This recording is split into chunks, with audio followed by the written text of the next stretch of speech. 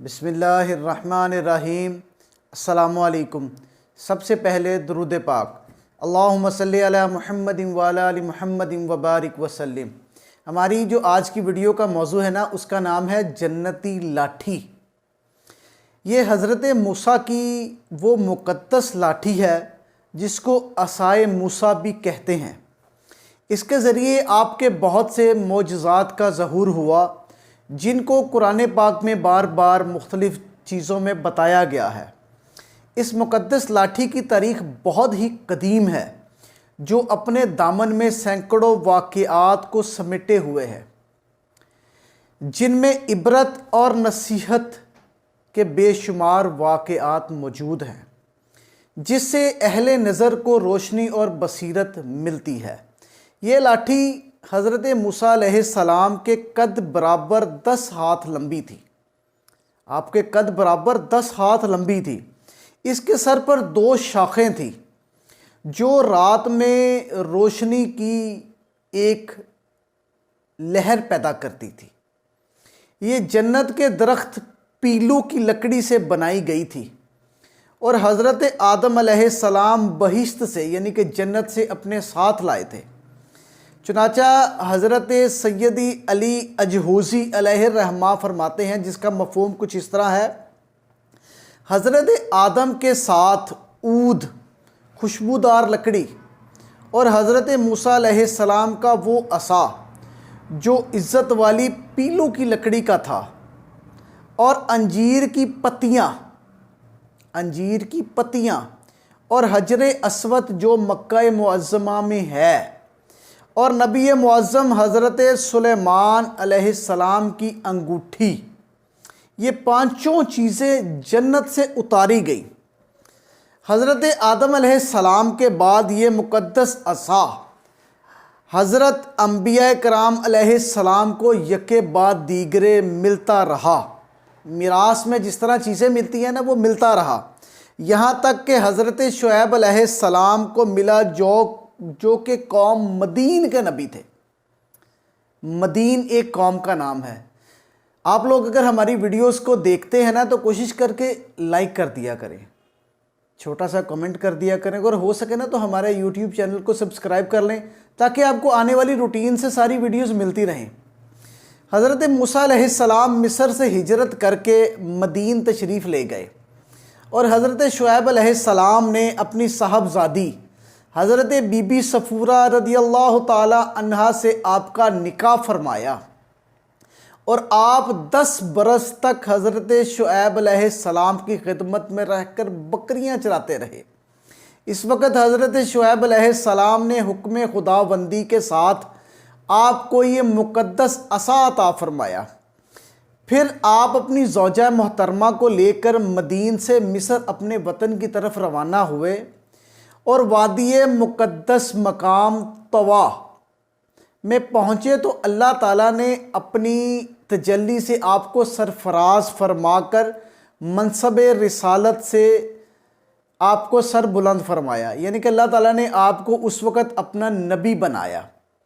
اس وقت حضرت حق جل مجدہ نے آپ کے اس طرح کلام فرمایا، کلام کو قرآن پاک میں ارشاد فرمایا: اے او موسیٰ، یا اے موسیٰ، آپ کے داہنے ہاتھ میں کیا ہے؟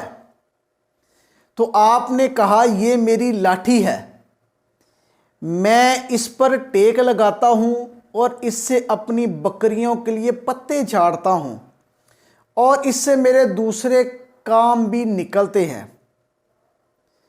یعنی کہ کہا کہ میں اس کو ہاتھ میں لے کر اس کے سہارے چلتا ہوں، اس سے بات چیت کر کے دل بہلاتا ہوں، دن میں اس کا درخت بن کر آپ پر سایہ ہو جاتا ہے، رات میں دونوں شاخوں کا روشن ہو کر مجھ پر روشنی کرتی ہے۔ اس طرح کی مختلف چیزیں۔ حضرت موسیٰ علیہ السلام اس مقدس لاٹھی سے مذکورہ بالا کام نکالتے رہے، یعنی کہ مگر جب آپ فرعون کے دربار میں ہدایت فرمانے کی غرض سے تشریف لے گئے نا، اور اس نے آپ کو جادوگر کہہ کر جھٹلایا، یعنی کہ فرعون کے دربار میں گئے تو فرعون نے آپ کو جادوگر کہہ کر جھٹلایا، تو اس عصا کے ذریعے بڑے بڑے معجزات کا ظہور پذیر ہونا شروع ہو گیا، جن میں سے 3 کا ذکر موجود ہے جو قرآن پاک میں بار بار آیا ہے۔ نمبر 1 ہے کہ ان کا عصا اژدھا بن گیا تھا۔ اس کا واقعہ اس طرح ہے کہ فرعون نے ایک میلہ لگوایا اور اپنی پوری سلطنت کے جادوگروں کو جمع کر کے حضرت موسیٰ علیہ السلام کو شکست دینے کے لیے مقابلے پر لگا دیا کہ مقابلہ کرو اور حضرت موسیٰ علیہ السلام کو شکست دو۔ اس میلے میں جہاں لاکھوں انسان موجود تھے تو ایک طرف جادوگروں کا ہجوم، جو جادوگر تھے نا اس کے دربار کے ہجوم، اپنی جادوگری کا سامان لے کر جمع ہو گئے، اور ان جادوگروں کی فوج کے مقابلے میں حضرت موسیٰ تنہا ڈٹ گئے، اکیلے ڈٹ گئے۔ جادوگروں نے فرعون کی عزت کی قسم کھا کر اپنے جادو کی لاٹھیوں کو اور رسیوں کو پھینکا، تو وہ رسیاں اور لاٹھیاں سانپ بن کر پورے میدان میں ہر طرف پھنکارنے لگ گئے، جیسے سانپ پھنکارتا ہے۔ تو پورا مجمع جو تھا نا وہ بدحواس ہو کر دوڑنے لگ گیا کہ سانپ آ گیا، سانپ آ گیا، سانپ آ گیا۔ اور فرعون اور اس کے تمام جادوگر جو اپنی طاقت کے نشے میں چور اور گھمنڈ میں سرمست تھے، وہ خوشی سے تالیاں بجانے لگ گئے اور اپنی خوشی کا اور شادمانی کا اظہار کرنے لگ گئے۔ اتنے میں حضرت موسیٰ علیہ السلام نے اللہ پاک کے حکم سے اپنی مقدس لاٹھی کو ان سانپوں کے درمیان میں ڈال دیا، تو لاٹھی ایک بہت بڑا اور ہیبت ناک اژدھا بن گیا، اور اژدھا بن کر جادو کے تمام سانپوں کو نگل گیا۔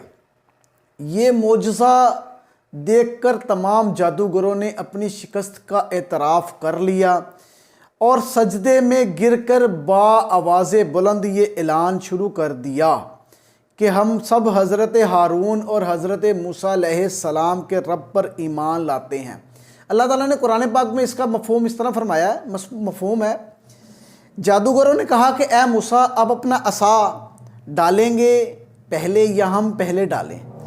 تو آپ نے فرمایا کہ تم لوگ پہلے ڈالو۔ تو ان لوگوں نے اپنی لاٹھیاں اور رسیاں وہ پھینکی نا، تو وہ سب کے سب سانپ بن گئے، یعنی کہ سانپوں کے جیسے نظر آنے لگ گئے۔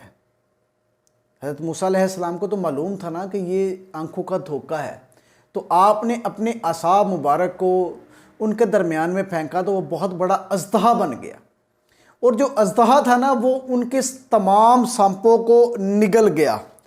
یعنی کہ جادو جو ہوتا ہے نا وہ معجزات کے مقابلے میں جہاں بھی آئے نا تو کام نہیں آتا، اس لیے وہ جادوگر تھے نا وہ حضرت ہارون موسیٰ کے رب پر ایمان لے آئے۔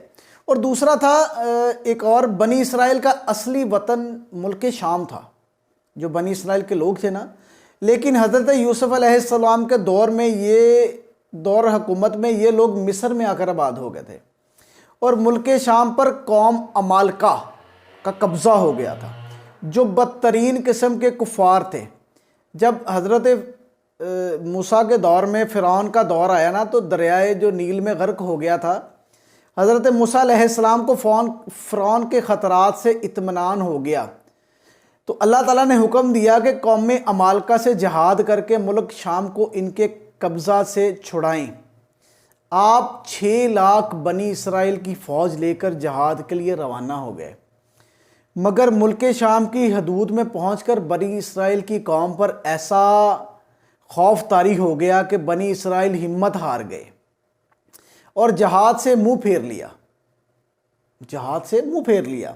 اس نافرمانی پر اللہ پاک نے بنی اسرائیل کو یہ سزا دی کہ یہ لوگ 40 برس تک میدان طیہ میں بھٹکتے اور گھومتے رہے اور اس میدان سے باہر نہ نکل سکے۔ حضرت موسیٰ علیہ السلام بھی ان لوگوں کے ساتھ میدان طیہ میں تشریف فرما رہے۔ جب بنی اسرائیل اس بے آب و گیاہ میدان میں بھوک و پیاس کی شدت سے برقرار ہو گئے تو اللہ تعالیٰ نے حضرت موسیٰ علیہ السلام کی دعا پر، یعنی کہ ان لوگوں نے کہا کہ اے موسیٰ ہمارے لیے دعا کیجئے، تو حضرت موسیٰ علیہ السلام کی دعا پر ان لوگوں کے لیے کھانے میں من و سلوہ آسمان سے اتارا۔ من شہد کی ایک قسم کا ایک شہد کی ایک قسم کا حلوہ تھا اور سلوا بھنی ہوئی بٹیریں تھیں۔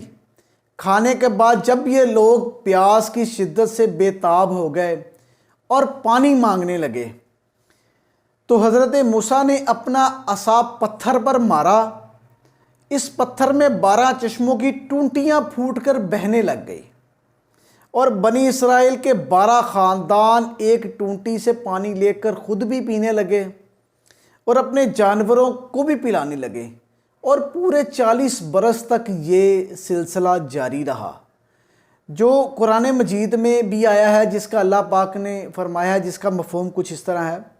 اور جب حضرت موسیٰ نے اپنی قوم کے لیے پانی مانگا تو ہم نے فرمایا، یعنی کہ اللہ پاک نے فرمایا کہ تم اپنی لاٹھی سے پتھر کو مارو، اس پتھر سے 12 چشمے پھوٹیں گے اور ہر آدمی کو اپنے چشمے کا علم ہے۔